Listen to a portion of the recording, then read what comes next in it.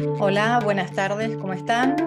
Bueno, hoy vamos a hablar de la bipolaridad desde la perspectiva energética, dado que el lunes pasado surgió este tema a través de una pregunta en los últimos minutos del programa y prometí desarrollar siempre desde la perspectiva energética, por supuesto, este trastorno, esta problemática que hoy día muchas personas dicen padecer, como es el caso de nuestro oyente que comentaba que su hijo de 20 años le habían diagnosticado trastorno bipolar y comentaba que cuando su hijo quería meditar subía más el nivel de ansiedad. Entonces vamos a ver un poco qué es todo esto. Empecemos hablando de la bipolaridad desde el DSM, el DSM-5, que es el Manual de Diagnóstico y Estadística de Trastornos Mentales. El DSM dice que pueden haber varias causas, ¿no? Al pensar en la etiología de este trastorno, pueden ser hereditarias, puede haber cierta desregulación en algunos neurotransmisores, también pueden ser causas psicosociales, ¿no? Es decir, estamos, como decimos siempre en Planeta Yo Soy, en esta red interactuando con otros seres y suceden muchas cosas en este plano de lo social. Y también puede ser consumo de fármacos, consumo de ciertas drogas. El tema es que a ciencia cierta no hay una causa exacta. Lo que sí sabemos, lo que es evidente, es que en el trastorno de bipolaridad hay un movimiento en el estado de ánimo, es decir, hay momentos que se denominan de manía, es decir, donde la energía aumenta notablemente, el estado de ánimo es mucho más eufórico, es decir, mucha energía desbordada. Y por otro lado, en la otra polaridad encontramos estados depresivos, es decir, encontramos pérdida de interés, depresión, a veces incluso insomnio, es decir, que la energía baja. Vamos a ver qué pasa desde la perspectiva energética, que es el punto de vista que nosotros abordamos, es la visión, incluso no solo aquí en Planeta Yo Soy, sino es el punto de vista de TESA. TESA, que significa Tecnología Energética de Sanación Avanzada, es un método que he canalizado y que estoy brindando desde hace años, que concibe al ser humano desde la estructura multidimensional que es y entiende ante todo que todo lo que en este plano llamamos problemas, enfermedades, desequilibrios, en el plano que sea, se originan a nivel energético y además desde una perspectiva espiritual, es decir, de algún modo hay un desequilibrio que implica el estar en este plano, es decir, cuando nosotros llegamos a este plano, nos desconectamos de la realidad mayor, nos olvidamos de quiénes somos realmente, hay un velo que obstaculiza que podamos ver la realidad con toda su plenitud y eso evidentemente genera una separación. De hecho, el mito de Platón, el mito de las dos mitades de Platón, recuerden que es un mito que Platón desarrolla en el Banquete, que suele ser concebido como esa separación del ser que originariamente pues estaba unido y que de hecho tenía pues cuatro piernas, cuatro brazos, ¿no? Y fue separado. Y en esta separación, lo que dice el mito es que nos estamos buscando la otra mitad. Este mito yo lo concibo en la dirección contraria, es decir, a nivel horizontal.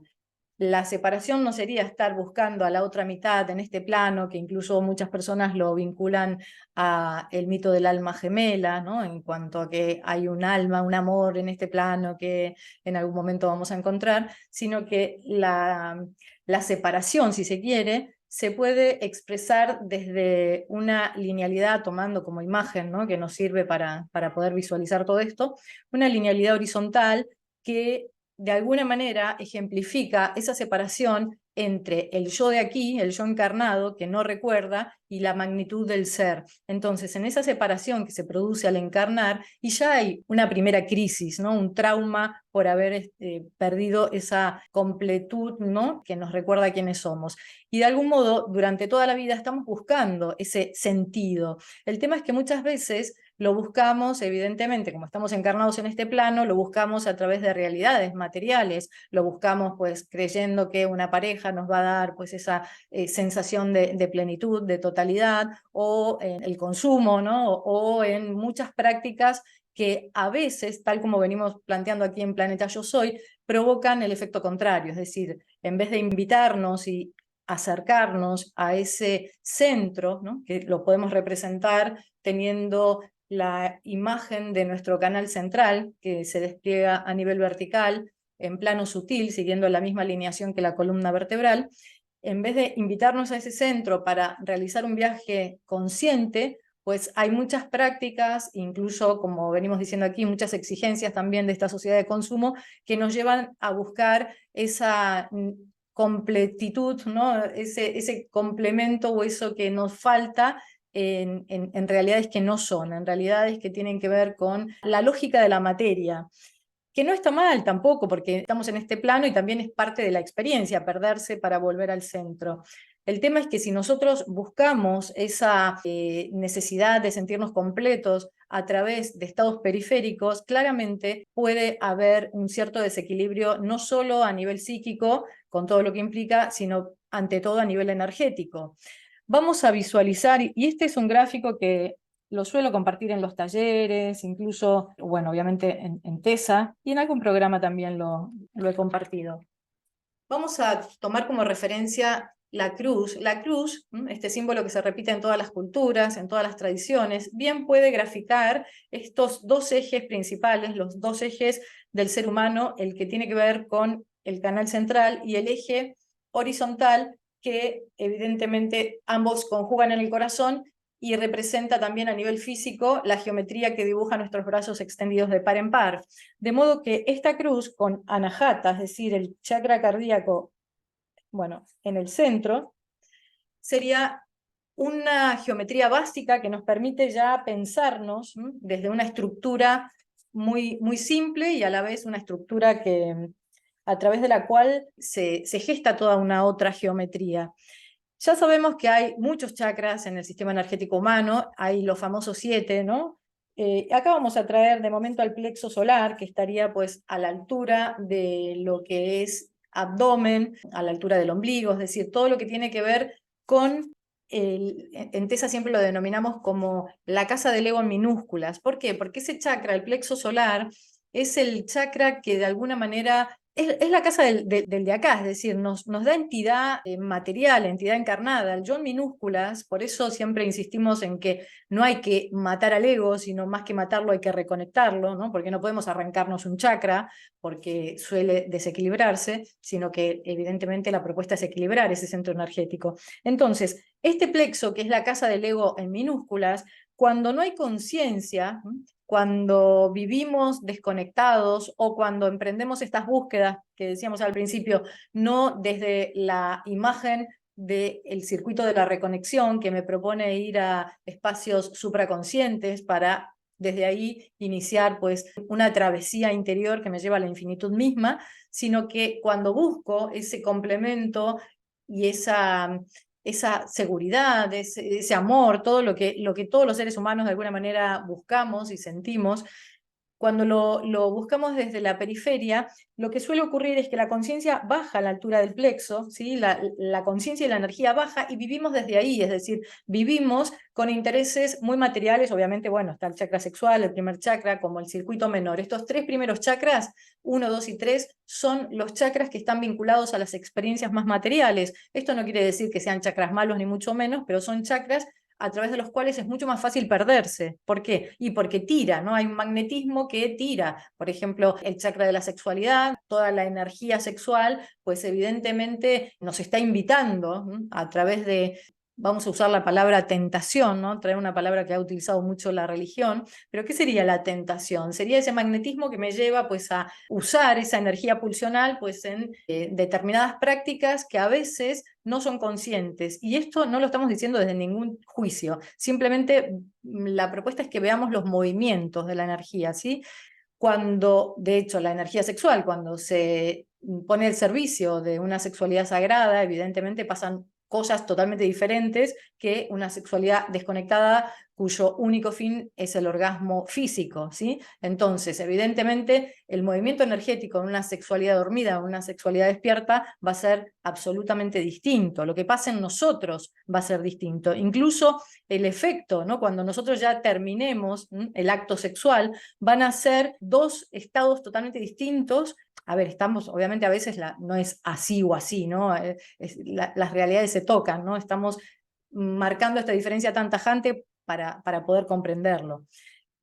el tema es que volvamos al plexo, cuando la conciencia baja ahí, a la casa del ego, lo que suele ocurrir es que este eje horizontal desciende al plexo, y entonces lo que tenemos es el famoso símbolo de la cruz invertida.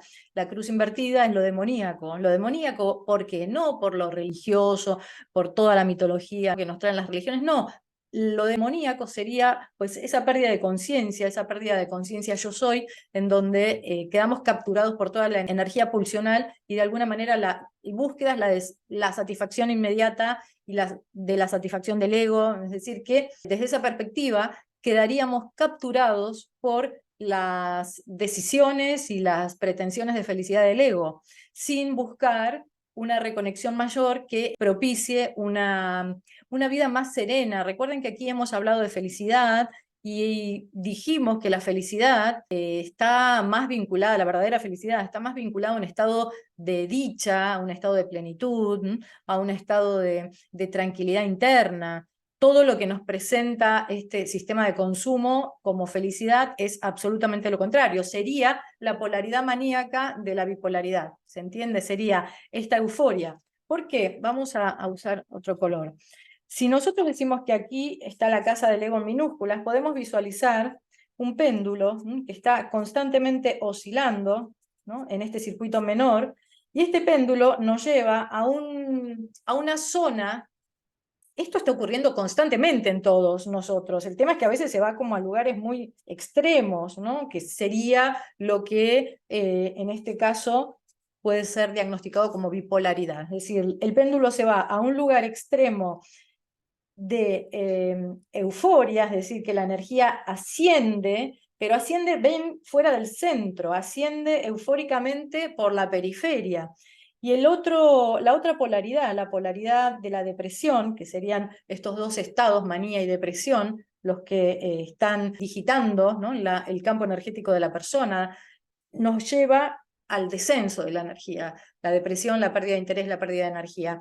Quiere decir que la bipolaridad energéticamente la podríamos graficar como un movimiento de la propia energía, incluso hasta diría de la propia conciencia, porque la conciencia al desconectarse de la presencia yo soy, es una conciencia reducida, una conciencia minúscula, es una conciencia de ese ego que hace lo que puede, y que muchas veces queda capturado. Imaginen qué pasaría si nuestra conciencia, si nuestra atención, si nuestra energía está capturado por ese péndulo. Es un péndulo que tiene la capacidad de movernos a toda velocidad y con mucha fuerza de un lado hacia otro. Cuando vamos acá es porque hay algo, hay una realidad externa, como decíamos, hay muchas posibles causas que lleven a este estado periférico eufórico, maníaco, en donde la energía sube, y cuando, digamos, este movimiento se agota, en ocasiones porque ya no hay ninguna realidad externa que lo sustente, lo que sucede es que el movimiento del péndulo va al extremo contrario y desciende,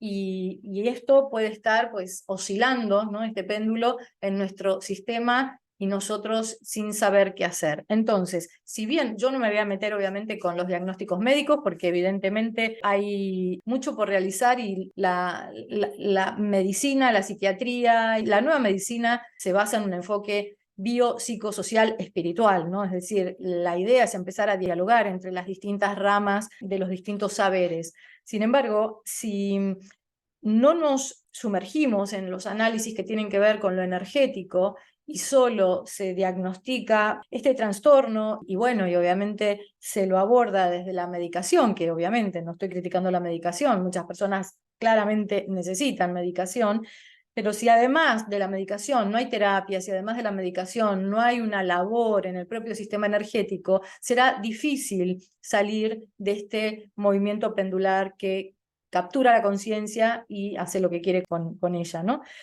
Volviendo al caso que nos planteaba Jorge Daniel el lunes pasado, él decía: mi hijo fue diagnosticado trastorno bipolar, y cuando quiere meditar, porque aquí estábamos, siempre sugerimos la meditación, estábamos hablando de la meditación, de ir al centro, conectar, entonces él comentó eso.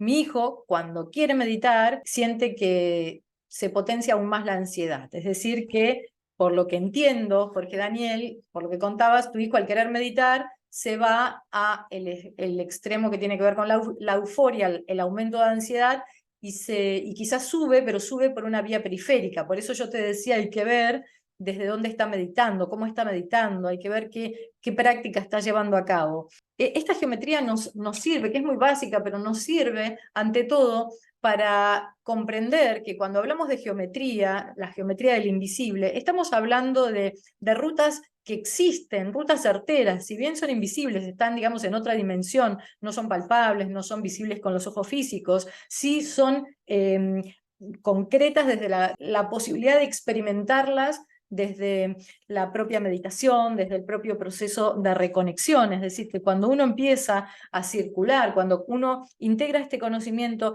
y empieza una práctica sostenida, una práctica también regular, que implica ante todo el genuino deseo de reconexión, es decir, nosotros muchas veces tomamos la meditación o incluso el yoga, ¿no? En Occidente el yoga se asocia a las asanas, ¿no? Miren qué cuerpo es como, ok, las asanas evidentemente son parte del yoga, pero el yoga es mucho más que un movimiento, un ejercicio físico.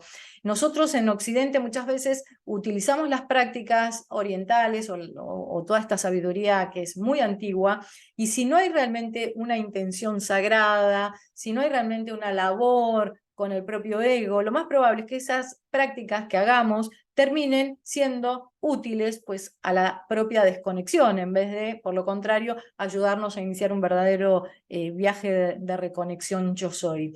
Entonces, la propuesta que siempre se hace es, ante todo, laborar con el ego. Elaborar con el ego implica una observación diaria, implica ser conscientes todos los días de el origen de nuestras decisiones, ¿no? Si bien, como hemos dicho aquí, hay muchas decisiones y muchos movimientos que se producen en niveles sumamente sutiles, a los cuales no tenemos acceso desde la conciencia ordinaria, sí podemos empezar a llevar conciencia a través de una atención, llevar conciencia a lo que estamos construyendo, es decir, cuál es el impacto energético en nosotros mismos y evidentemente el impacto energético que nuestras acciones y decisiones están tocando, cómo están tocando la red, esas decisiones y esas prácticas. Entonces, si realmente hay una verdadera voluntad, ¿no? Que claro, uno diría, bueno, pero si yo estoy en un estado de manía, de depresión, es decir, si me han diagnosticado este trastorno, quiere decir que no tengo la fuerza, no tengo la voluntad, no tengo la claridad. Por eso sí se propone pues una labor analítica, una labor terapéutica o diferentes tipos de propuestas que nos ayuden a ver qué nos está pasando a nosotros mismos, porque si bien como decíamos, estos manuales, el DSM, bueno, dijimos ya estamos en el DSM-5, proponen diagnósticos, que los diagnósticos intentan crear un lenguaje común, hay variables comunes que intentan unificarse para saber, los médicos lo necesitan, por supuesto, para saber de qué se está hablando. A la vez, la propuesta es que cada ser humano haga su propio viaje, es decir, que cada ser humano tenga la posibilidad de ir descubriendo qué es lo que sucede en el propio sistema. De modo que las terapias, bueno, de ahí nace TESA, ¿no? Desde mi punto de vista, las terapias que implican lo energético, es decir, que elaboran desde la perspectiva espiritual, contemplando los movimientos energéticos, incluso brindándole a las personas que acuden información para que puedan hacer esta labor sobre sí mismas, son las terapias del futuro, y sin ánimo de desmerecer ningún otro tipo de técnica.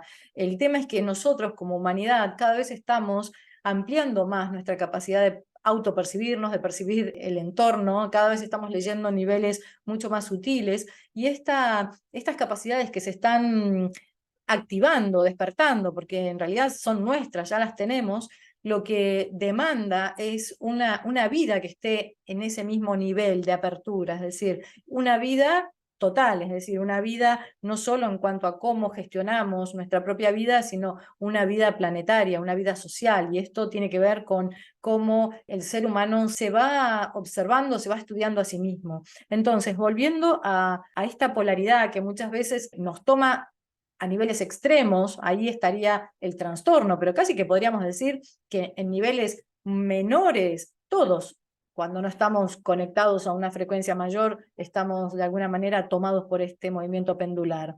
Es decir, que esta bipolaridad, ¿no? Que puede experimentarse en diferentes niveles, es algo propio de la vida desconectada del ser humano, de ese habitarse desde el plexo, es decir, cuando la conciencia está perdida, atrapada ahí, pues todos estamos lo que puede definirse tomando las escrituras védicas. Ellos lo explican muy bien refiriéndose al apego y la aversión. Son dos magnetismos que pueden llevar hacia una polaridad o hacia otra. Entonces, cuando nosotros empezamos a percibirnos como sistema energético y cuando llevamos conciencia a lo que ocurre en nuestro plexo, podemos comenzar a realizar una gran labor. Una herramienta que siempre recomiendo en los talleres es la herramienta que he denominado la llave del plexo, pero luego cuando me formé en yoga descubrí que se llama Uddiyana Bandha. Un bandha es un cierre energético. Uddiyana Bandha se lleva a cabo a través de una inhalación profunda y una leve contracción de la musculatura del abdomen. Este gesto, ya me están diciendo que ya voló el programa, bueno, este gesto nos permite cerrar energéticamente el canal, ¿no? A través de cerrar esa llave del plexo, el canal que se vincula pues a lo emocional. Podemos seguir hablando de la llave del plexo el próximo programa porque el tiempo voló. Pero bueno, a lo que voy, hay movimientos, hay información, hay mucho para realizar en nosotros mismos que nos va a ayudar a sosegar esos movimientos pendulares, a permitir el viaje por nuestro canal central, accediendo así a niveles supraconscientes que nos den la posibilidad de vivir una vida dichosa, serena, en paz, sin la necesidad de salir a buscar fuera, sin la necesidad de perdernos en realidades que no son.